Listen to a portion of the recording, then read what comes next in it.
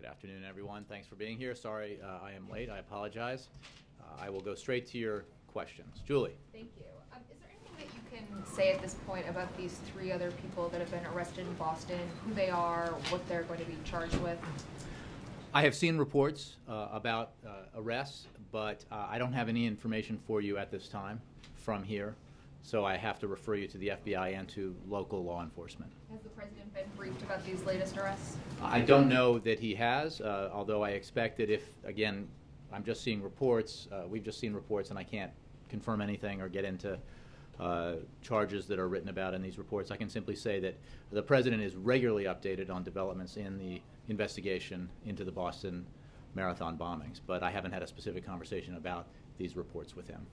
I also wanted to ask about the FDA decision yesterday on the Plan B pill. Is this something that the president sees as a compromise decision? Well, 2 things. First of all, this is a decision that the FDA made, and that is appropriate because it's an independent agency. The president, the White House, did not weigh in on this decision, and I have not had a discussion with the president about that issue. What I can say is, as you saw in the past, when there was a decision that was more sweeping, Secretary Sebelius made a decision to modify that or change it based on her views about the inadequacy of the data available for younger girls and teens of reproductive age that the president supported. But this is a different decision, and I haven't got any presidential input for you on it. So you can't say whether he supports this decision or not? Well, I think when you heard the president address Secretary Sebelius' decision in the past, he was echoing her concern about the lack of data available for that examined the appropriateness and effect of this medication on younger girls and teens. And this decision, as I understand it, is about, in reaction to an application, amended application from the manufacturer, is in response to that application, and makes available or would make available this medication for teens 15 and older. But that's still a young girl, a young teenager, is it not? Well, it's a 15-year-old and older. I think that again, I would refer you to Secretary Sebelius for the rationale behind the decision she made in the past that the president supported. But I think when you heard the president speak about this and Secretary Sebelius, they were speaking about younger girls. Okay, and then just quickly, when is the president going to sign the FAA bill? I'm not sure. I believe it may be here or on its way, and he'll sign it soon. As with all bill signings, we'll put out a statement when he has signed it. Yes, Mark. On Guantanamo, the president said yesterday he was thinking about revisiting that issue. What options are you considering? What plans does he have to move that issue forward? It sounded like he'd been thinking about it. Well, it is an issue that he feels strongly about, as he made clear yesterday at this podium. He's determined, and this administration is determined, to see the Guantanamo Bay detention facility closed. Keeping it open is not efficient, effective, or in the interest of our national security. It's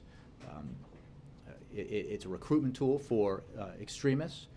It is something that hurts our ability to cooperate with other nations and their agencies of government.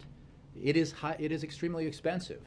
It is just not the way we need to go about handling these kind of individuals. And as he said yesterday, our system of justice has proven itself fully capable of dealing with terrorists.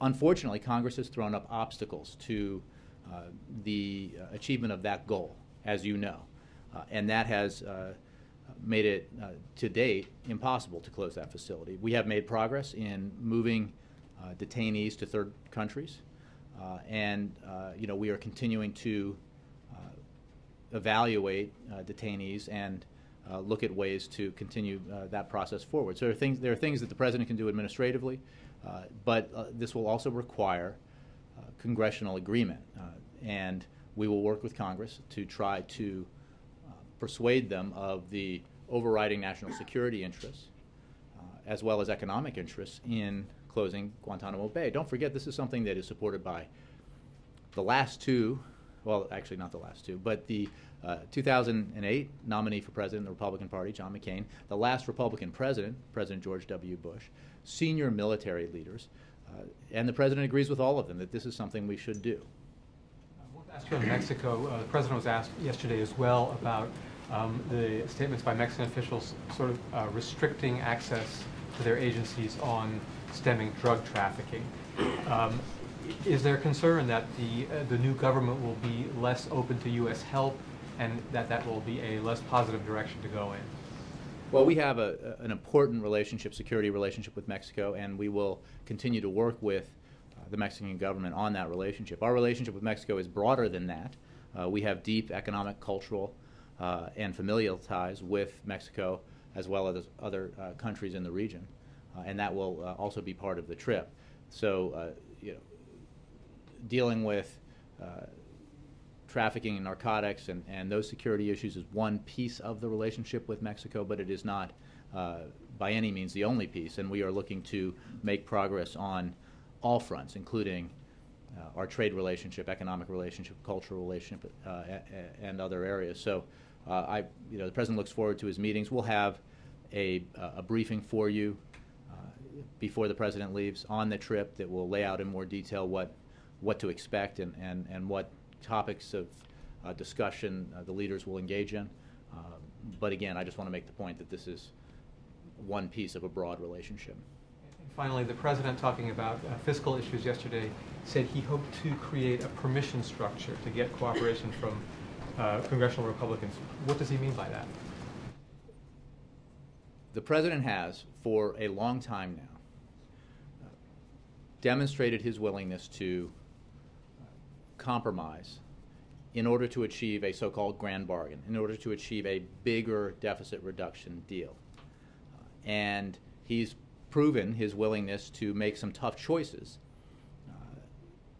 as long as there is a commensurate willingness by Republicans to do the same, to, in the current situation, to go along with the idea that there should be balance in our deficit reduction plan, that we should not ask seniors and middle-class families to be the only ones who shoulder the burden, that we should produce savings from reforming our entitlement programs, as well as savings by reforming our tax system, by closing loopholes and capping deductions for the wealthy and well-connected, and combine that in a way that reduces our deficit and helps strengthen our economy. And what he is exploring in his conversations with Republican senators is whether or not that space exists. And he has had, and others have had good discussions with Republican lawmakers, some of whom have been explicit in suggesting that they are willing to explore common ground. The next step is finding out what that means concretely in terms of policy, because thus far it's the president who is out there with a highly detailed, specific proposal that demonstrates his willingness to compromise. It's his budget, and within that budget, his deficit reduction plan, the offer he made to Speaker Boehner at the end of last year. So we are continuing to explore whether or not there is a way for Republicans to join us in this balanced approach to deficit reduction. And we certainly hope there should be, because that's what the public wants. And ultimately, on all of these issues, as the president said, it's not just that he can urge them to do the right thing in this case, to reach a compromise. It's that the public, the constituents that lawmakers represent, can and should urge their senators and congressmen to compromise and achieve objectives that help the economy grow and help create jobs, reduce our deficit in a balanced way. We've had a lot of conflict over this issue in the last few years, and yet the president has signed into law over $2.5 trillion in deficit reduction. And because of the fiscal cliff deal, that has included balanced deficit reduction. And that has resulted in a situation where our deficits are coming down at a faster pace than at any time since demobilization after World War II. So that's no small feat, but the work is not done, and the president's exploring whether or not there's a willingness to get that work done, to achieve balance. Yeah, Jim. Yesterday the President suggested that the Tsarnaev brothers were self-radicalized. Given these new arrests today, is he confident that there was not a wider network responsible for what happened in Boston? Yeah, I'm not going to address the reports about the arrests that Julie mentioned. There's obviously been a lot of information provided thus far in some of the reporting that's been done.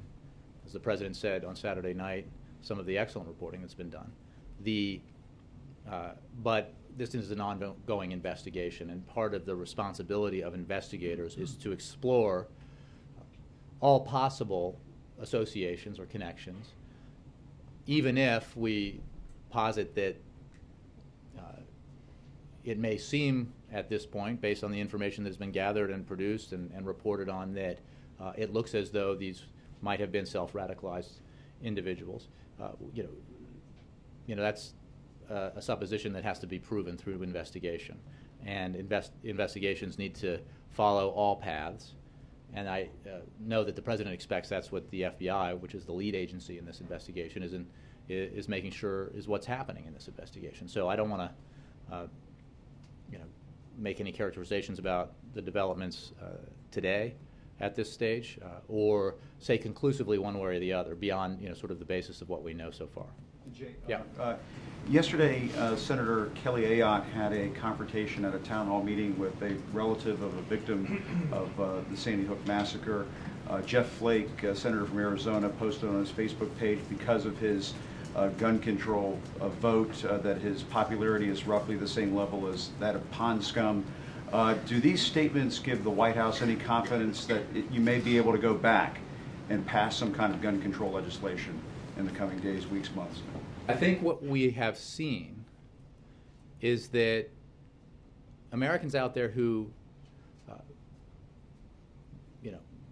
engage on an issue, who feel passionately about an issue, and feel like it's the right common sense thing to do, don't appreciate it when their representatives disagree with them. And when I say them, I mean 85% of the American people, and vast majorities of the constituents of Arizona or New Hampshire, virtually every state in the country. What the President made clear in the Rose Garden after the background checks vote went down is that Americans who are disappointed by that action, by that failure of the Senate to listen to the people they represent, need to speak up. Because in the end, change comes from the bottom up. Congress acts when the people they represent insist on it.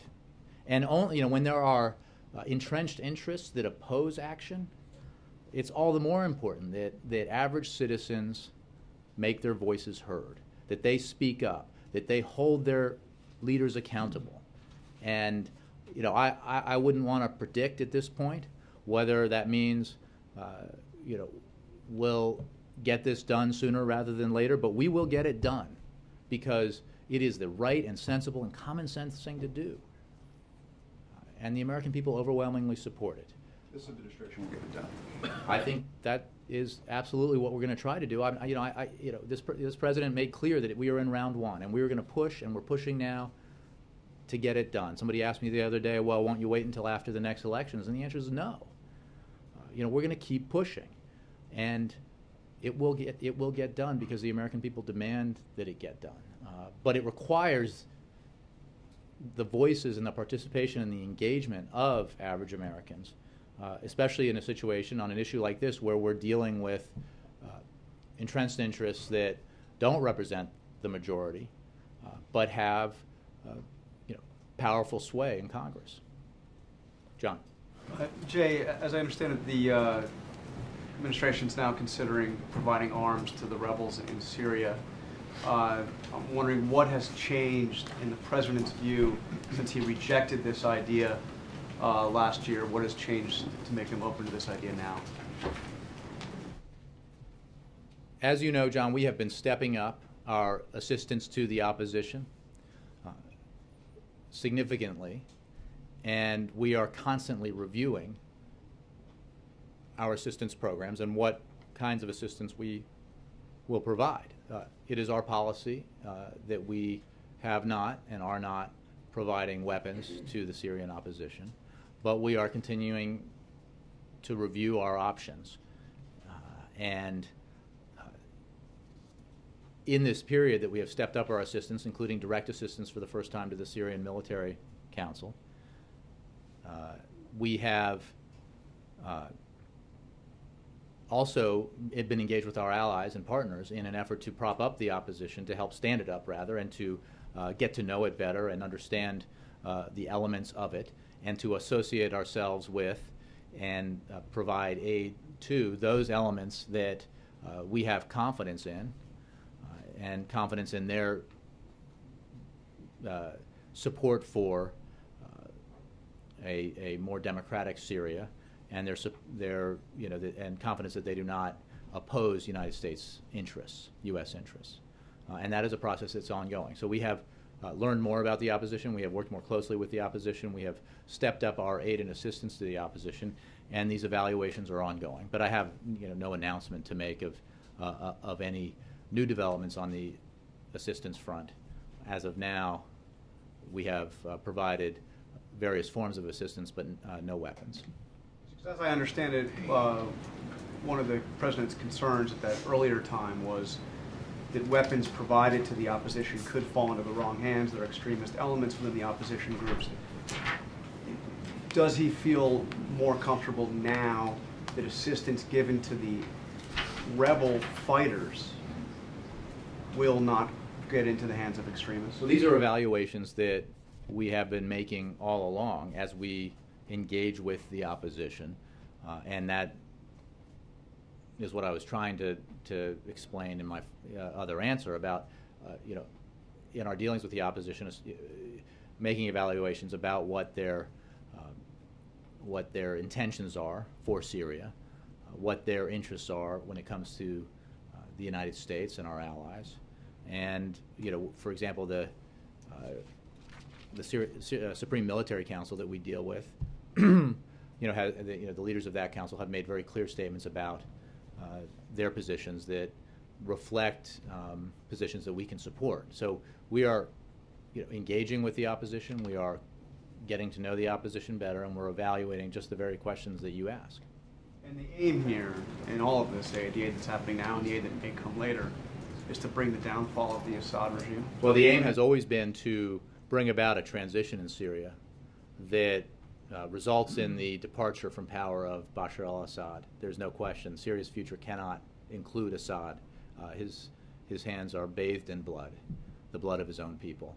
And his actions have continually reinforced that fact, that he has no place in Syria's future and no support from the Syrian people. So the transition that we seek and that so many seek, including the Syrian people themselves, is a transition from Assad to a better future for Syria. Are you, is it correct to say that then that you are preparing to send lethal weaponry to the Syrian? That's the phrasing from a story that I think later on, a few paragraphs later, said no final decision had been made. So I think the language here is important. We're evaluating all decisions, all options. The President made clear just yesterday that all options are on the table when it comes to his policy actions with regard to Syria. But I have no policy change to announce today with regards to our assistance programs. But when you say that you're continuing to review all the options, something I have said for weeks, if not months now, that you are making evaluations, are you cracking the door open, suggesting that down the road this could happen? Well, I've said all along, I've never ruled it out, and I've said all along that all options remain on the table, and that is an option, obviously. It has been our position that we do not provide arms, but we have, in the context, remember, if you set arms aside here, we have stepped up significantly our assistance to the opposition, including to the Supreme Military Council. Okay, stipulated. It's the arms that we're all caring about. Are you opening the door to sending arms? Well, my position on this and what I'm saying about it is no different now than it was before. So if the answer to that question is the door remains open, it has remained open in the sense that those options have always been available to the President. And we were reviewing those options today, just as we have been reviewing them in recent weeks and months. Our position is what it is, but we are constantly evaluating our posture and our assistance programs. We have stepped them up over time. So our assistance program is bigger and greater and more comprehensive, including direct aid to the Military Council, which is qualitatively different from what it was 3 or 4 weeks ago or a month or 2 months ago. And we will see what developments there are and what decisions are made in the future. What I can tell you as of now is what our program is and what it isn't, but I can also tell you that we are evaluating different options. Sure, but I mean, you are laying this out as a continuing escalation, and it would be logical then to assume, wouldn't it, that at some point that could include arms? I'm not ruling that out. I'm just not ruling it in either, because I'm not here to announce a change in policy. I'm saying that these options are always under review, have been under review, and continue to be under review. Closer than it was. I'm just not in a position to make that assessment from here. I'm simply saying that we have obviously escalated our assistance and broadened the type of assistance that we've been providing, and I think that represents a deeper engagement with the opposition, including the military opposition. And I won't foreshadow what decisions or actions may be taken in the coming days and weeks and months, except to say that we will evaluate all possible options. We've been very clear that we haven't ruled out any option, even as we've chosen to exercise the ones that we've exercised. You were aware of a letter from General Idris yesterday pleading really for help countering chemical weapons.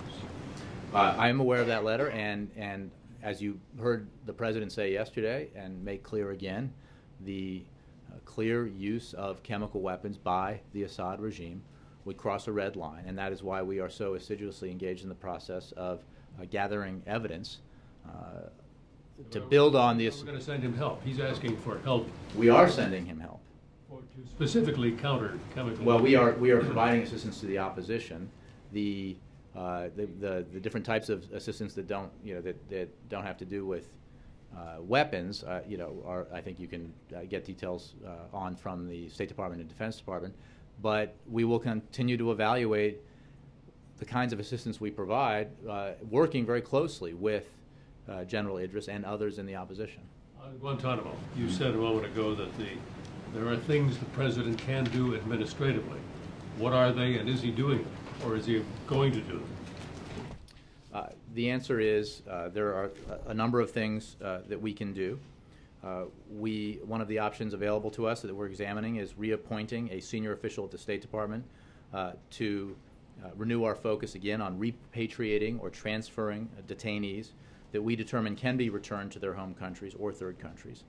And we will also work to fully implement the periodic review board process, which has not moved forward quickly enough, and we're going to continue to work to get that implemented so that it is up and standing. And those are some of the things that we can do.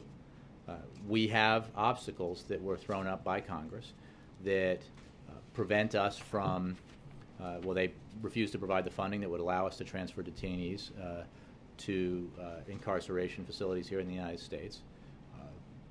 And they have circumscribed our ability to take action on this front in other ways. So we have to work with Congress and try to convince members of Congress that the overriding interest here in terms of our national security, as well as our budget, is to close Guantanamo Bay. Will he be talking to Congress about this specifically? Yes. When? Well, I don't have any conversations to preview with you, but I think you heard from the President yesterday that he feels very strongly about this. Jake, Sir. Follow on the morning after pill questions from Julie, because I was just curious, when the previous decision you were talking about was made, I believe in December of 2011, the President was in this room and spoke pretty emotionally. I think he mentioned his own daughters, and he said that a 10-year-old or an 11-year-old should not be able to go to a grocery store and buy this alongside, quote, bubble gum or batteries. Mm-hmm. So are you saying the President is comfortable now with a 15-year-old buying this pill next to bubble gum or batteries? Well, as I mentioned earlier, I haven't spoken about this with the President, and this is not a decision that the White House or the President... I mean, he was pretty direct about just it. announced. So I think... No, we've known about it all. It was announced late yesterday. Well, I didn't talk about this particular issue with him, but let's be clear. When the President was asked about this and made the statement that you quoted, he was speaking in support of a decision by Secretary Sebelius with regards to the proposition that this medication could be made available over the counter to anyone of any age. And the President supported Secretary Sebelius' decision and her view that not enough data was available to make her comfortable with the decision that younger girls of reproductive age could use this medicine in an appropriate and safe and effective manner. The FDA has made a decision based on an amended application by a manufacturer that stipulates that it would be made available to teens 15 and older. And as you cited, the President, he referred to younger girls, and I believe so did Secretary Sebelius. But in terms of the assessments made about this decision, I think you could go to HHS to get the Secretary's views, because again, the President was speaking in support of a decision that Secretary Sebelius had made at the time. I want to ask you about two other things. Personnel moves the President's going to announce this afternoon. I think it's pretty widely known. FCC and the housing finance job. My question is, I'll give you a chance to talk about their attributes and whatnot, but in 2008 during the campaign, the President specifically said, lobbyists are not going to be part of my team. That he said that John McCain, you can't just take the same people who've been in Washington a long time and move them to different chairs and expect different results, as I recall him saying. And now you've got a congressman who's been around some 20 years, good record, but around a long time, and a cable industry lobbyist taking a job. How does that square with the talk about change? Well, I appreciate the question. I would say two things. First of all, with regards to Tom Wheeler, the nominee for the chair of the FCC, he's an experienced telecommunications leader who shares the President's commitment to protecting consumers, promoting innovation, enhancing competition, and encouraging investment. Now, with regards to his past career, he has not worked for the wireless industry in a decade, nearly a decade, and his representation for the cable industry is nearly 3 decades old. So he has extensive experience in business, extensive experience in the field. He is a promoter of consumers and innovation and competition. And when he worked for it's important to know that when he worked for the wireless industry, and this is how much the world has changed, he represented smaller companies that thrived on innovation and competition. So the President thinks that Mr. Wheeler is an excellent candidate for this position, that he brings broad experience and has already, as I think you've seen, received positive reviews from a number of quarters. With regards to Congressman Watt, he has spent 20 years on the House Financial Services and Judiciary Committees, and he's got a proven track record of fighting to rein in deceptive mortgage lenders, protect consumers from abusive financial practices, and expand affordable housing. And he has been an advocate, essentially for the little guy in that position. And I think that you would find in him, as representing the FHFA, somebody with vast experience, great knowledge from his time on these committees of financial marketplace and of the mortgage lending business, and that he would bring his experience to bear in a positive way representing this organization. So experience in Washington is not such a bad thing anymore. Well, I think that the President looks for people who are experienced in a broad variety of ways. I think that there are a number of ways to look at a nominee, for example, like Congressman Watt. I mean, he comes from his experience on these committees and his efforts to, again, fight against deceptive mortgage lending practices and to protect consumers. And those are the kinds of that's the kind of experience the President wants in this position. Last thing on Benghazi, since the President spoke yesterday briefly about that, the Defense Department and the State Department both have written letters, as I understand it, to Republican Darrell Issa saying that they're not aware of anyone coming to them asking for security clearances for their counsel or anything to come forward. Mm-hmm. First, is that your understanding? And second, if someone were to come forward, if they just haven't technically told their superior or something, if they were to come forward, is the White House willing to let them testify? Well, again, I mean, that's a hypothetical, but let's be clear. Benghazi happened a long time ago. We are unaware of any agency blocking an employee who would like to appear before Congress to provide information related to Benghazi. The Accountability Review Board, which investigated this matter, and I think in no one's estimation sugarcoated what happened there or pulled any punches when it came to holding accountable individuals that they felt had not successfully executed their responsibilities, heard from everyone and invited everyone. So there was a clear indication there that everyone who had something to say was welcome to provide information to the Accountability Review Board. But again, with regards to these stories, to our knowledge, we're not aware of any agency that has blocked an employee who would like to appear before Congress. And as you noted, both the State Department and Department of Defense had made clear that they are not aware of any request for a security clearance for a private attorney having been made in connection with the Benghazi investigation. So what you have is an attorney saying she represents somebody, claiming that she's not getting this security clearance, and yet the agencies involved have no information about that at all. So, which falls into the broader story here, which these allegations are part of an unfortunate pattern of spreading misinformation and politicizing this issue. Just last week, Republicans accused Secretary Clinton of authoring a cable that went out under her automatic signature, pursuant to standard protocol that state has followed across administrations of both parties. Secretary Clinton, and this of course was left out of the Republican charge, had previously testified under oath that she had never seen the cable. It was simply put out under her automatic signature, as thousands and thousands of emails are, according to protocol. So the politicization of this issue is unfortunate, and it continues unabated. We have had, numerous hearings, numerous documents, vast numbers of documents, vast number of individuals who have testified before Congress, and anybody who wants to be heard by Congress is welcome to be heard by Congress in our view, and that has been our approach, our cooperative approach to this matter and to this investigation from the beginning. Jay, I want to go back to the idea of the permission structure. I know you defined it, but how specifically does the President plan to create a permission structure? What does that look like? What steps is he going to take? What the President is seeking in his conversations with Republican lawmakers is common ground, basically a willingness by Republicans to agree to the principle that some of them supported explicitly not that long ago, that we could both achieve savings through entitlement reforms and achieve savings through tax reform by closing loopholes and capping deductions.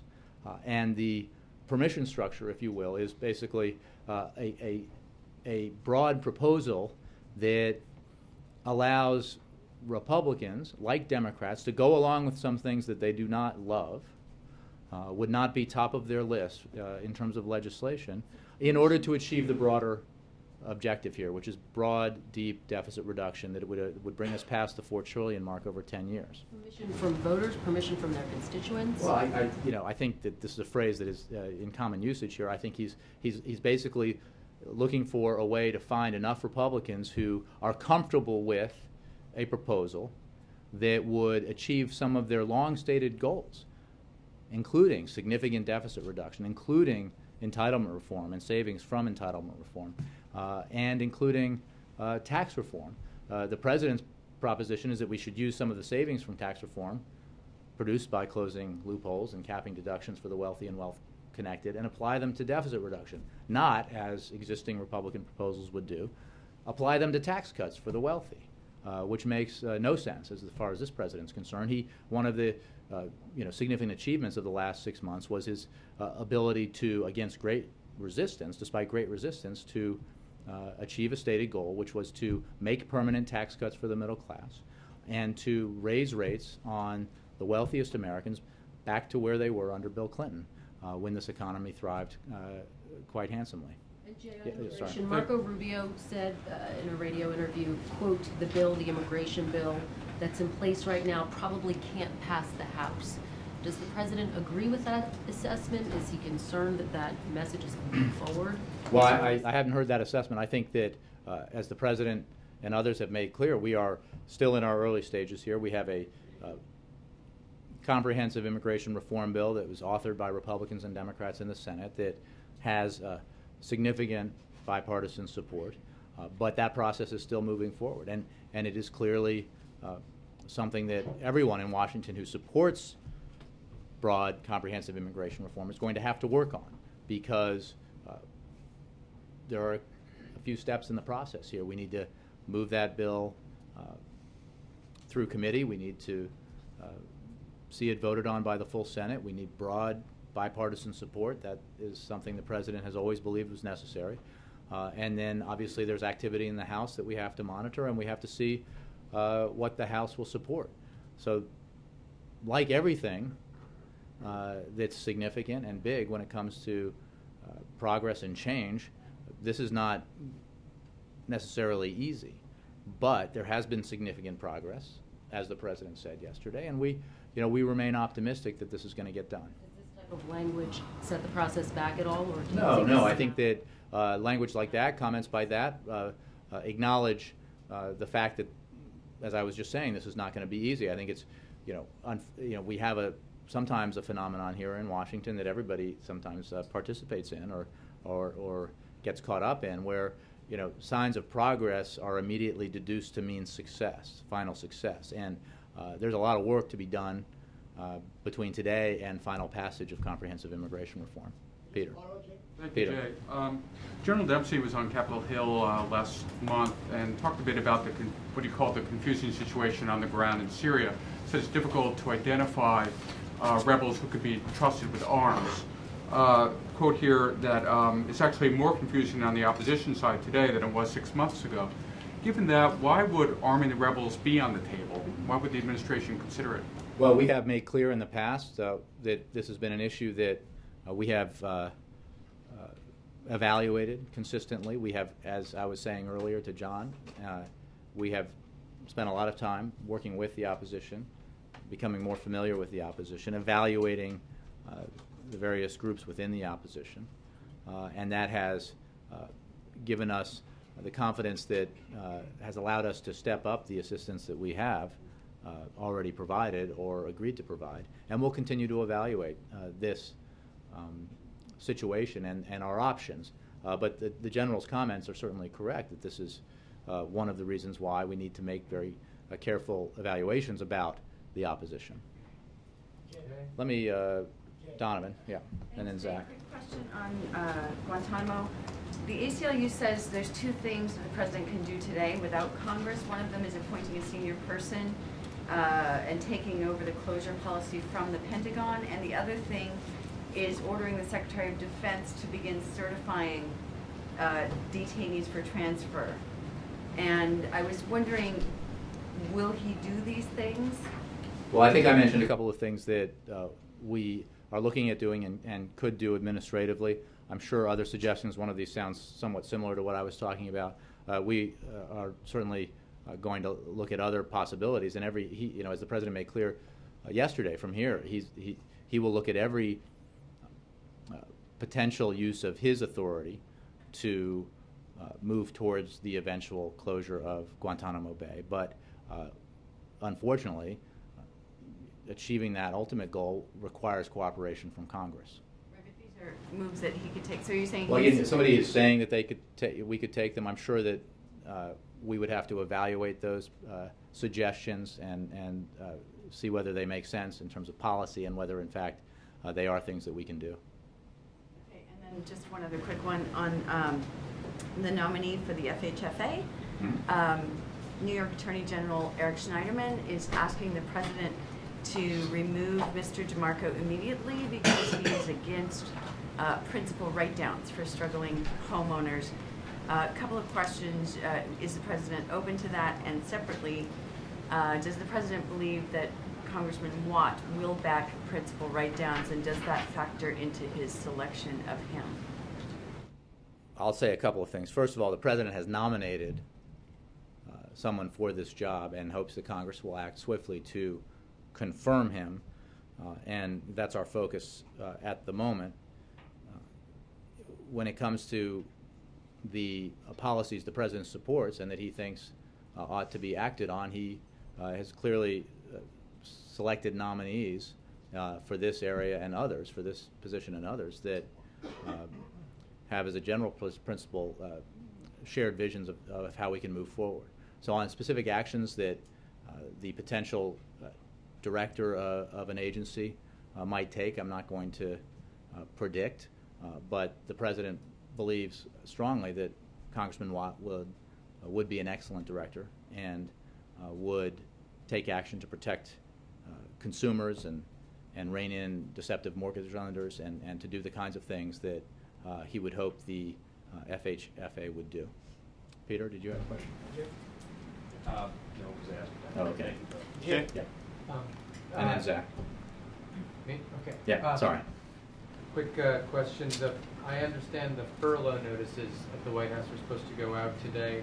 How many people were furloughed and what impact will it have on White House operations? I believe that process is already underway and has been, so we can get you the numbers. But it affects, I'm not sure if I have this information today, but I can get it to you. As I've said in the past, it affects everyone in the White House office, and non-commissioned officers have to take a furlough day, and commissioned officers have a reduction in pay in the pay period that there are furlough days for non-commissioned officers.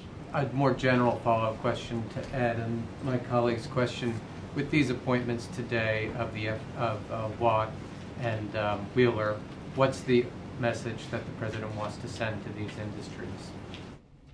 That we need strong and effective oversight, and that we need strong and effective heads of these agencies that are very important to sections of our economy, and that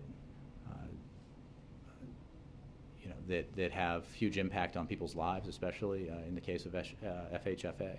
So he's looking for strength and wisdom. Zach. Also, a few questions about FHFA and Goodness gracious. Congressman Watt. So, if he's confirmed, it'll be the first time the president's choice will be in that job. It's been Bush administration and career officers left over. Does the president see this as and unlike the FTC, FHFA mainly oversees Fannie and Freddie, which are taxpayer-owned and federally run, etc. Does the president see this as a moment where he's saying it's time we should take a look at the ownership of those companies and begin to reform them, the leftovers from the financial crisis? I think that you're attaching. The president's views on what we need to do in terms of housing and Fannie and Freddie have not changed and are well known. He is certainly looking for someone in his nominee to head up that agency, to be an effective advocate and effective administrator and director.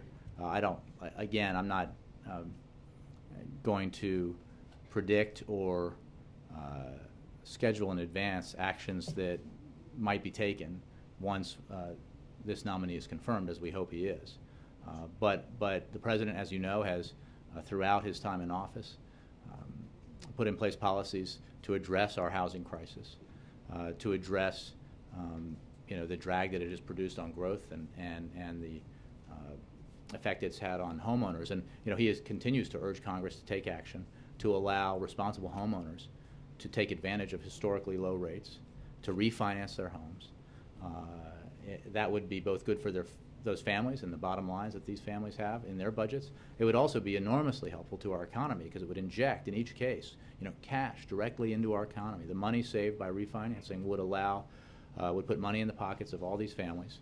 Like most middle-class families, a lot of that money is going to be spent and injected back into the economy, and that would be a very helpful thing when it comes to growth and job creation. Just one other question on that. Senator Corker is out with a very critical statement saying he's disappointed in the choice, saying that Mr. Watt sort of represented the point of view that protected housing policies that led to the original crisis, and it's really a danger putting someone like that in charge of the biggest housing companies in the country.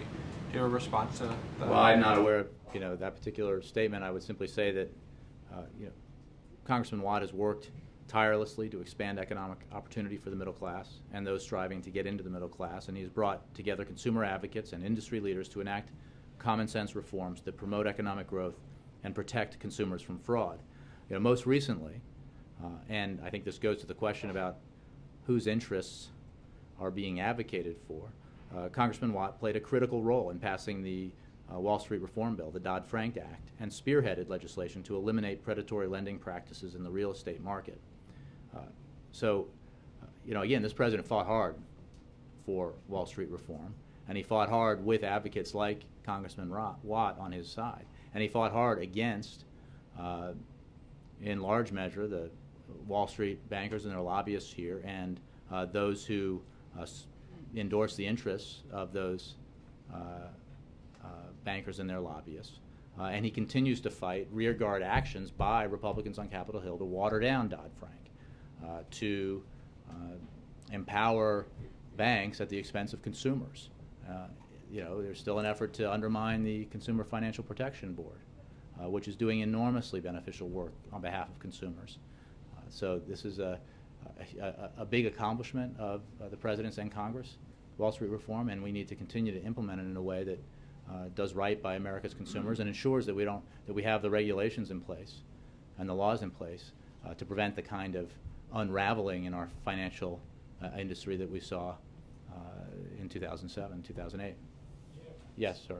Quickly on Benghazi, just because in the last hour or so, a colleague in New York passes on word that the FBI there is out today with 3 new surveillance photos of men who they say were on the grounds of the compound when it was attacked. Do you have any more insight you can share from the podium, and is the President any more hopeful today that the perpetrators will be caught and prosecuted? Well, I don't have any information with regards to that specific report. What I can say is that it has been the focus of the President and of his teams to both investigate through the Accountability Review Board what happened in Benghazi and why, and to take action to ensure it doesn't happen again, and to investigate the act itself and to bring to justice those responsible for the deaths of Americans in Benghazi. That work is not done, and he is very focused on ensuring that it is accomplished. Quickly, just to follow up on last week, because I'm not sure that you were asked this directly or whether there's anything you'd like to add on the public safety exception. Is the President satisfied that the FBI got all it needed to know out of Jahar Tsarnaev before he was read his rights? Well, we're not going to comment on the specific case. What we will say, as the President and others have said, is that our system has proven effective when it comes to detaining, incarcerating, and prosecuting and bringing to justice terrorists. There has been there is now a great deal of precedent to successful interrogations of terrorists arrested and brought through the American system of justice. Cooperation from those who have been arrested that has provided substantial information. I think the President addressed that to some degree yesterday. So the President feels that the FBI has handled this case from the moment of the bombings through the successful capture of the individuals believed responsible and through today very well.